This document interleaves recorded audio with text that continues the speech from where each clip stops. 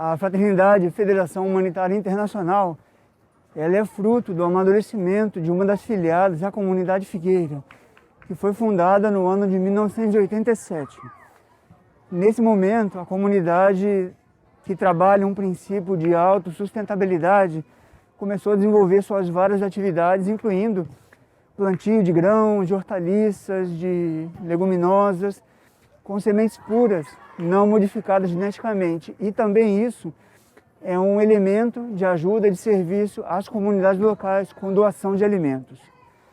Então a comunidade Figueira foi se desenvolvendo com muitas atividades, foi criando núcleos de trabalho em alguns países e hoje ela é representada, digamos assim, ou amadurecida na Fraternidade Federação Humanitária Internacional. E a fraternidade, ela desenvolvia, como dizíamos, um trabalho de serviço às comunidades e às famílias desde 87. Porém, em 2011, nós nos organizamos de uma maneira um pouco mais formal para podermos trabalhar em contextos humanitários de emergências um pouco mais amplos e um pouco mais complexos. Então, para isso, criamos a instituição, formalizamos a instituição e, a partir de 2011, atuamos no Nepal, atuamos em países da África, da América Central, muitos países também na América Latina. E no momento chegamos às missões humanitárias permanentes. Tivemos a primeira na Grécia, no ano de 2017, 2018. E em 2016 nós fomos chamados para compor essa ação humanitária aqui no estado de Roraima, na cidade de Boa Vista, em Pacaraima, que é a fronteira com a Venezuela. Então é assim que a Fraternidade Humanitária está concentrando agora sua atividade e capacitação em alguns eixos de atuação a saber. Então temos o eixo da educação e da música em emergência, que inclui também a pedagogia de emergência e outros sistemas educacionais que trabalham com a repercussão ou a diluição dos traumas que as pessoas vivem nesse contexto humanitário, para que eles não levem esses traumas ao longo das suas vidas quando a situação da crise mais aguda termine, digamos assim. Então temos a educação e a música em momentos de emergência. Temos aquele setor de socorrismo, aqueles missionários que trabalham diretamente na área quente, que trabalham com resgate em diferentes contextos, incluindo resgate de animais. Nós, por exemplo, atuamos naquela situação de Mariana, Minas Gerais, Brasil, no rompimento da represa, não? Então, aí trabalhamos diretamente no resgate de animais. Também em 2019 atuamos na situação de Brumadinho, não na área quente, porém no apoio psicológico às famílias. E esse é um terceiro eixo, que é o serviço através das áreas, digamos assim, mais médicas, não? Com enfermagem, médicos, psicólogos, psiquiatras, fisioterapeutas, para dar um respaldo na emergência ligado com o trabalho médico. Nesse momento, aqui em Boa Vista, na resposta humanitária, por exemplo, a Força-Tarefa Humanitária da Operação Acolhida, que é uma força-tarefa empreendida por um conjunto de ministérios, principalmente Ministério da Defesa e Ministério da Cidadania, em representação à resposta governamental. Então, essa força-tarefa criou o Hospital de Campanha, ou APC, que é a Área de Proteção e Cuidados, onde se atendem casos suspeitos de tratamento e até de unidade intensiva da Covid-19.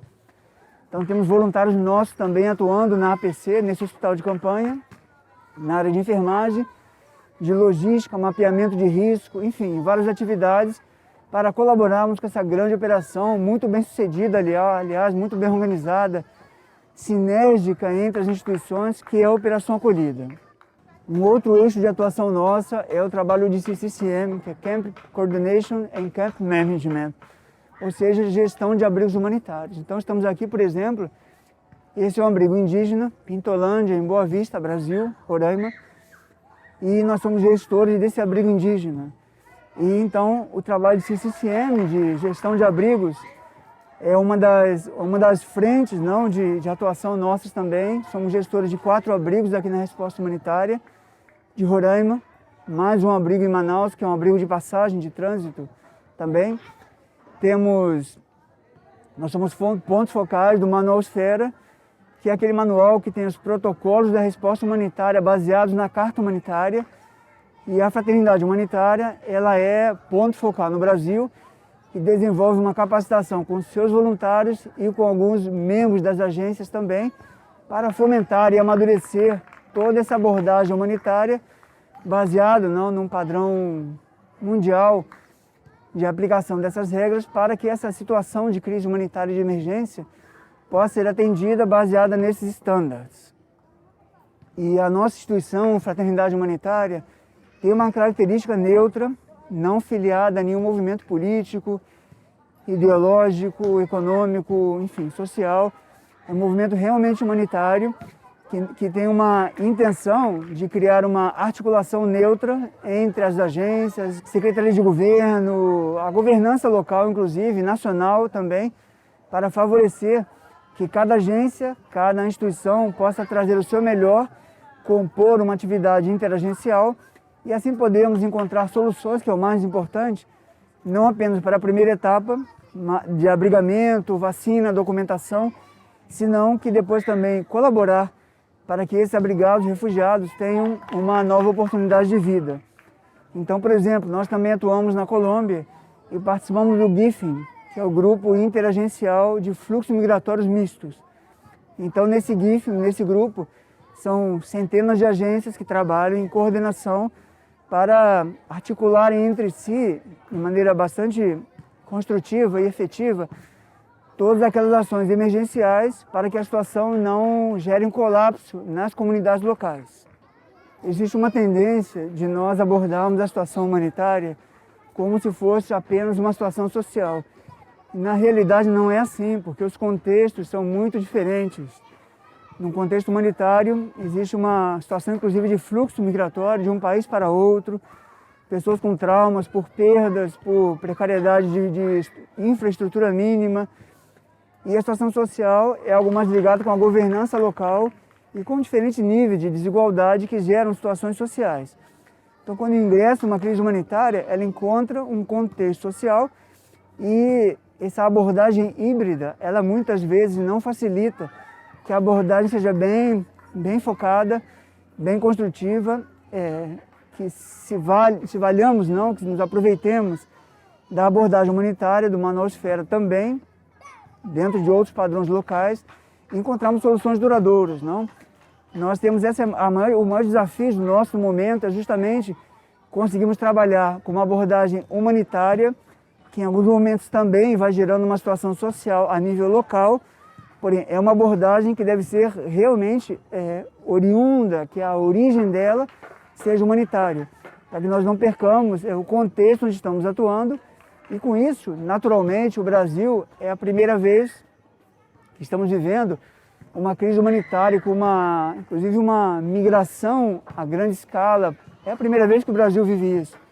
Então é natural que a nação, no campo legislativo, judiciário, ou seja, em todos os âmbitos, existem algumas dificuldades ou uma inexperiência, na verdade, para lidar com uma situação humanitária. Então a tendência é abordarmos isso de uma maneira social.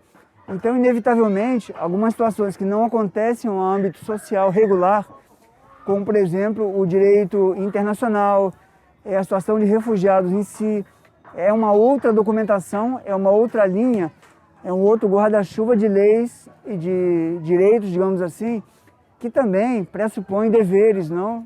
O refugiado também necessita participar construtivamente daquilo que ele está recebendo. Então, a maior dificuldade que nós encontramos aqui são duas. Uma, essa tendência de encarar a situação humanitária como se fosse uma situação social. E aí entra também uma vulnerabilidade, uma janela, digamos assim, que é, através do social, entrar o interesse político e interesses secundários, e não o foco puramente humanitário, para que essas pessoas sejam acolhidas, abrigadas, sejam documentadas, vacinadas, e ao mesmo tempo possamos trabalhar em alguma solução duradoura para que eles possam reconstruir suas vidas, não?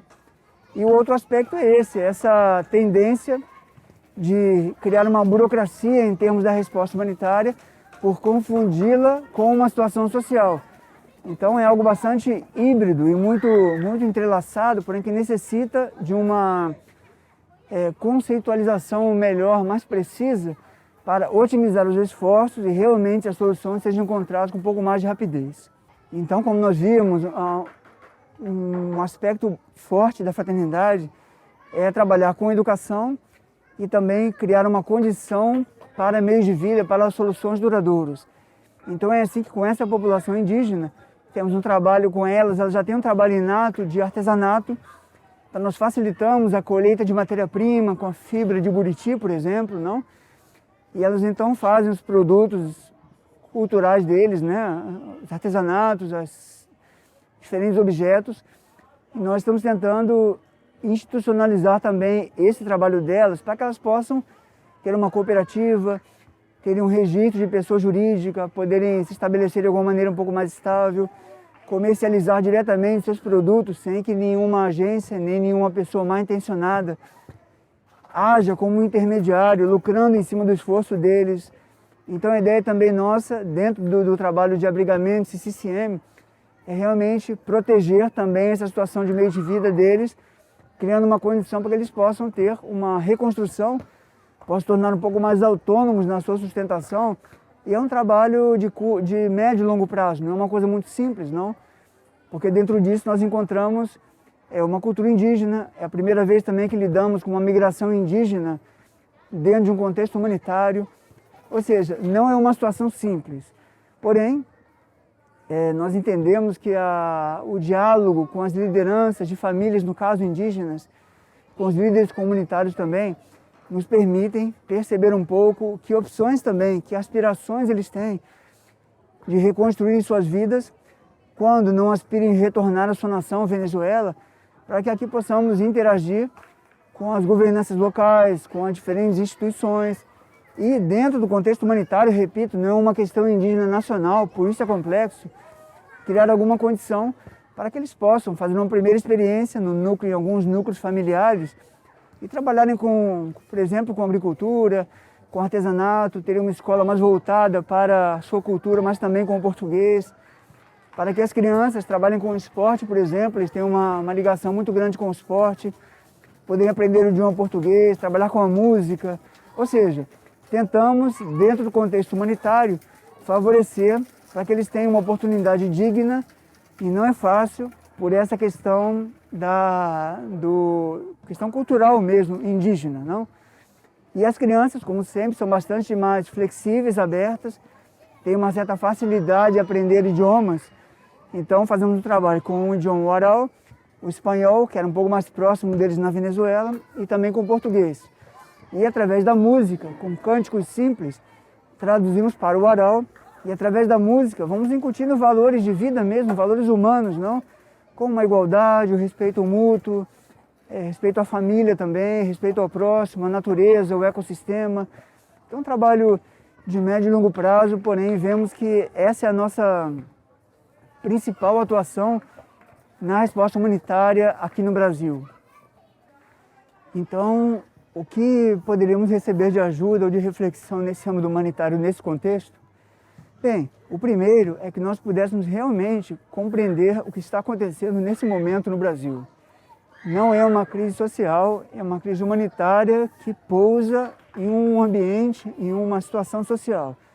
Então a abordagem, ela nasce da Carta Humanitária, de Direitos dos Refugiados, também dos seus deveres enquanto indivíduos que aspiram se integrar na sociedade brasileira.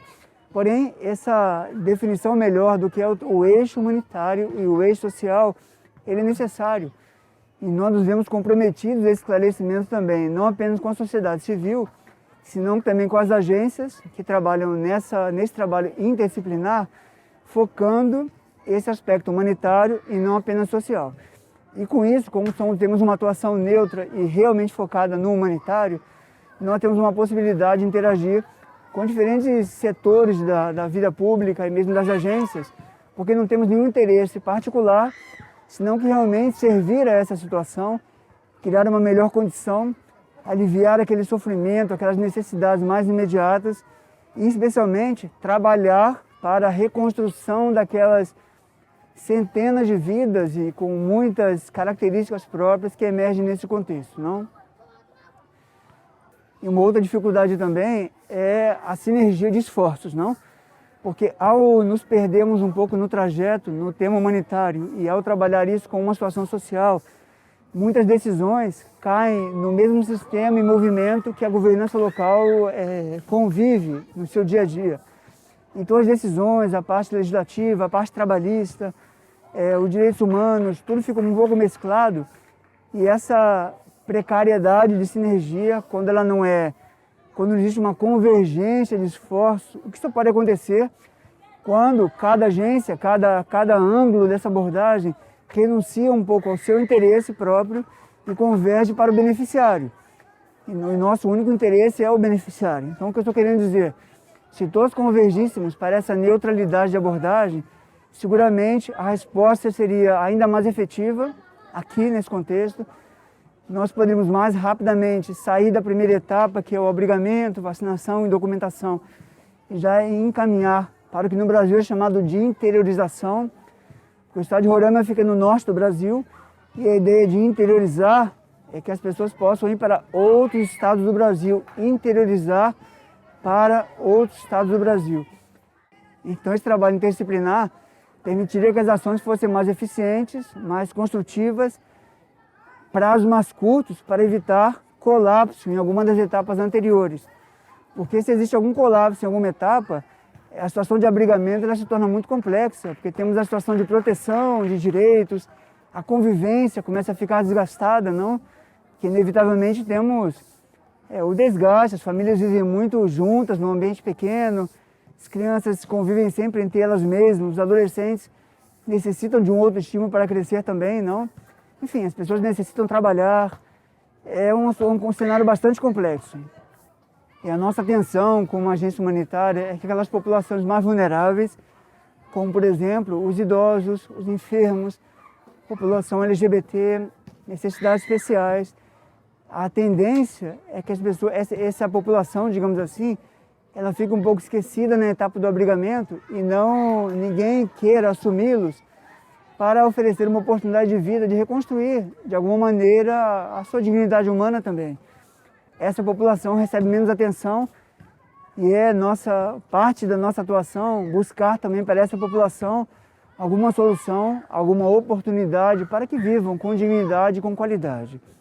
Agora, se a governança local, onde acontece a crise humanitária, não interage e não assume gradualmente aquele papel de absorver essa população refugiada, começa a haver uma tensão, uma pressão, aí sim social, porque é uma população que não está dentro de um abrigo, dentro de um refúgio, para ficar para sempre, aquela é apenas uma etapa, até que possa haver um fluxo, uma outra etapa, que é a interiorização, meios de vida, soluções duradouras.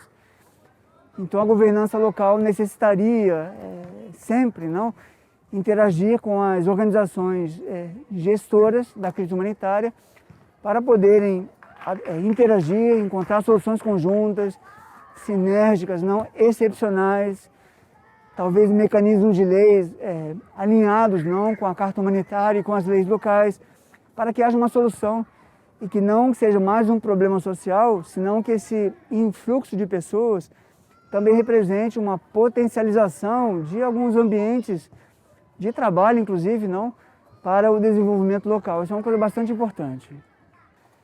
Então é assim que a Fraternidade Humanitária, FFHI, trabalha aqui com muito afinco para que essas populações recebam toda a primeira ajuda humanitária, que é a primeira etapa, tenham a melhor qualidade de vida possível dentro dos abrigos, baseados em todo o protocolo internacional, e sempre que as condições também permitam, porque não é uma coisa fácil gerenciar abrigos humanitários, porque, repito, quando não são temporários, o convívio gera um desgaste e um gasto também que tem que vir de algum lugar. Não é um gasto pequeno, é necessário muito investimento para isso também. Até esse momento, bem ou mal, não falta nada, o essencial os refugiados dispõem. Porém, é claro, é a primeira vez que o Brasil vive essa situação. Não poderíamos deixar de mencionar a Operação Acolhida, que é a força-tarefa humanitária, que, repito, é a ação governamental do Brasil diante dessa situação, que realmente, com a sua logística, com a sua articulação, permitiu que mesmo através do Ministério da Defesa, que aparentemente vinculamos com a militarização da ação humanitária, é o contrário, é a humanização da ação militar, é o contrário do nosso entendimento. Então realmente é muito meritória a ação dessa equipe, nós temos interagido com eles há muitos anos já, tem um discurso muito aberto, muito humanitário, muito de ajuda mútua realmente, não existe nenhuma imposição no que acontece aqui. As decisões são baseadas em consultas, em diálogos, interagencial e também com as populações. E realmente é uma referência mundial o que vem acontecendo aqui no estado de Roraima. Então esperamos colaborar com esse denúncio humanitário e nossos colegas, não? E estamos sempre disponíveis para atualizar continuamente as informações do que acontece aqui. E também que vocês conheçam um pouco melhor esse novo contexto dentro do Brasil, porque gerou realmente um movimento bastante interessante também, de vermos como a população brasileira também acolheu essa situação, tem uma boa vontade para ajudar, mesmo no setor empresarial, sociedade civil, existe um movimento para encontrar uma solução para esses beneficiários, independente se serem venezuelanos e venezuelanos indígenas. Então agradecemos esse acolhimento desse material e ficamos em contato.